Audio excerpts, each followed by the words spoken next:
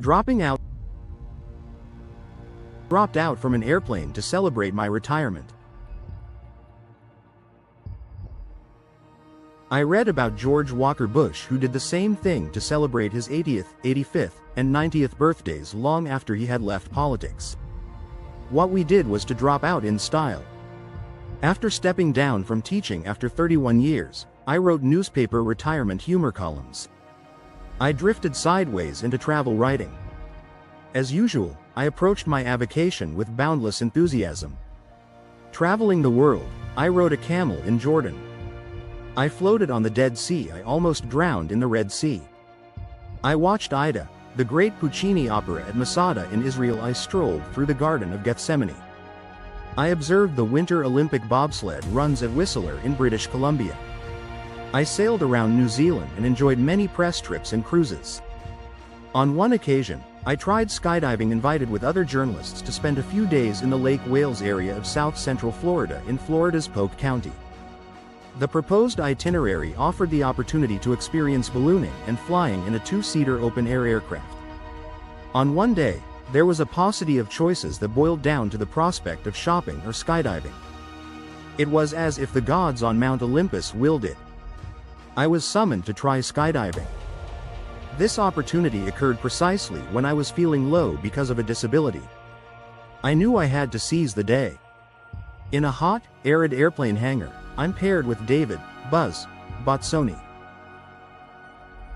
We will jump in tandem, connected by straps and buckles that he claims will resist a force of 10,000 pounds.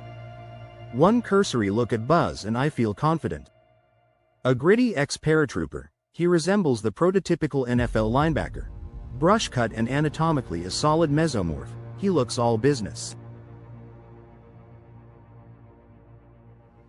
We don one-piece, blue-colored flight suits to keep our bodies streamlined in the air. I wear what looks like a First World War leather helmet and companion goggles. In the hangar, we practice the routine. Edge out to the door of the airplane, arms crossed at the chest, crouch, and on the count of 3 we lunge forward, chin up, and only then, extend both arms outwards in the flying position. "Do you want to pull the parachute cord?" Buzz asks. "No, thanks," I reply. I will be too busy skydiving to think about pulling a cord. We sit on the back of a small truck, which transports us to the airplane. Suddenly, I'm reminded of movies depicting French aristocrats during the Reign of Terror, standing in a cart, slowly led to the guillotine. We stop at a small plane, revved up and waiting for us on the black tarmac, its propeller racing. It's a sunny, beautiful day, the sky azure blue with only a few clouds. Getting into an aircraft is difficult for me, with a locomotor disability. I gingerly mount a narrow ladder, step inside, and someone passes me my cane. Not much help, I think, as I fall through the air. 2 young videographers sprawl on the floor beside me. I sit on a small bench closest to the open door. I opted for the $98 videographer package, instant proof when my naive grandchildren dare to question the veracity of these exploits. "You really didn't skydive, did you, Gramps?" Behind me sits fellow writer Debbie, 40ish, attempting her first skydive on impulse, without her husband knowing. She looks nervous. I'm not afraid of heights. A disability has accustomed me to falling, but only a few feet, not from so high in the sky. My wife and children are not pleased when I tell them I'm going to skydive in Florida. The 2 children throw around their law degrees to talk some sense to me. "It's an extreme sport, Dad. You are not covered by insurance." I know this, but it's something I have to do. I need to exert token control over my body. It's an opportunity to show who is in charge. Yes, I suppose, rather dramatically. Pilot John Sugar eases the King Air turbocraft into position for takeoff. We slowly ascend and gather altitude. The door remains open, with me positioned close beside it. I revel in a panoramic view of the lakes, myriad topographic terrain, and even some farmers' cows, which all gradually grow microscopically tiny as we approach 13,500 feet.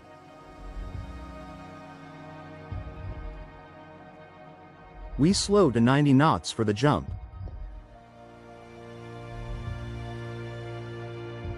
At first, I'm not scared, but as the aircraft rises, I'm anxious, much like the uneasy feelings I experienced before playing a college football game.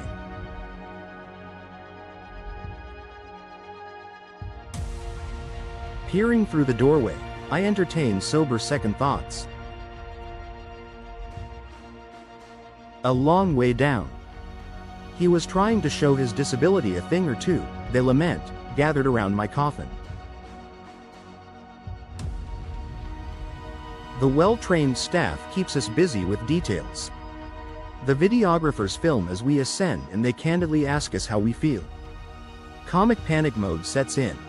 I thought we were supposed to be lawn bowling today, I exclaim with an exaggerated shrug. Anything for a laugh, our children comment, still assembled around my coffin. I remember poet William Blake's lines, to see a world in a grain of sand and a heaven in a wild flower.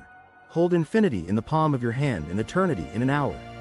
Will skydiving translate into such a peak experience for me, assuming eternity for a few minutes, or will I be simply glad when it's over?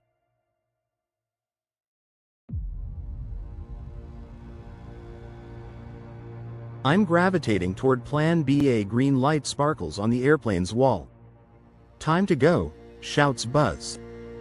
We inch forward, strapped together.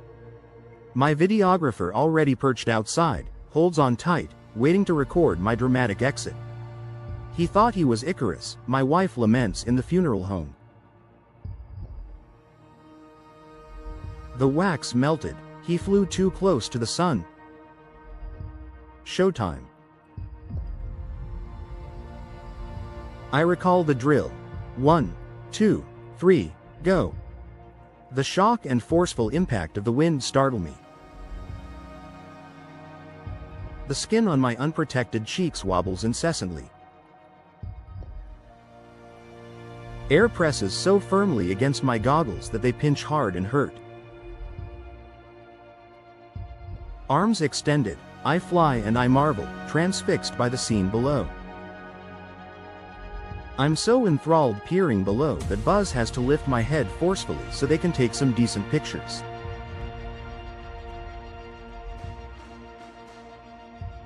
Affixed to a helmet are both a video camera and another SLR camera for still shots, which he adroitly employs by pressing a connecting cord with his tongue as he simultaneously and rapidly falls closely beside us. We race towards terra firma at 138 miles per hour, Buzz outfitted with an altimeter on his wrist and another device that measures speed. I need a mechanism that measures adrenaline. Off the chart. I smile for Ryan into the powerful, incessant wind. Remarkably, my extended legs and arms feel no sense of motion. We seem to float magically like a feather until the moment that Buzz pulls the ripcord. We suddenly brake, and I notice my videographer streaks by us like a blazing comet. Only now, with that dramatic contrast, do I appreciate our tremendous speed. We glide blissfully and quietly for 6 minutes. Careful not to eat or drink before the jump, only now, as Buzz playfully maneuvers the 2 parachute cords, turning us slowly from side to side, do I get queasy.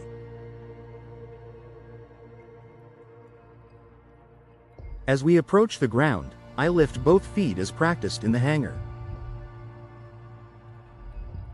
We execute a perfect landing in a sitting position. I remain fixed in awe as Buzz jumps up and gathers the parachute trappings. Somebody hands me my cane.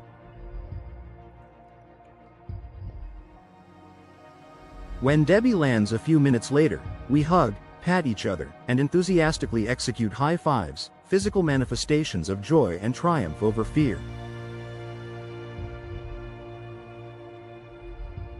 We immediately rush to the souvenir shop to purchase our commemorative t-shirts, appropriately sky blue. The text boldly exhibits an inspirational quote from Leonardo da Vinci. For once you have tasted flight, you will walk the earth with your eyes turned skyward. For there you have been and there you will long to return.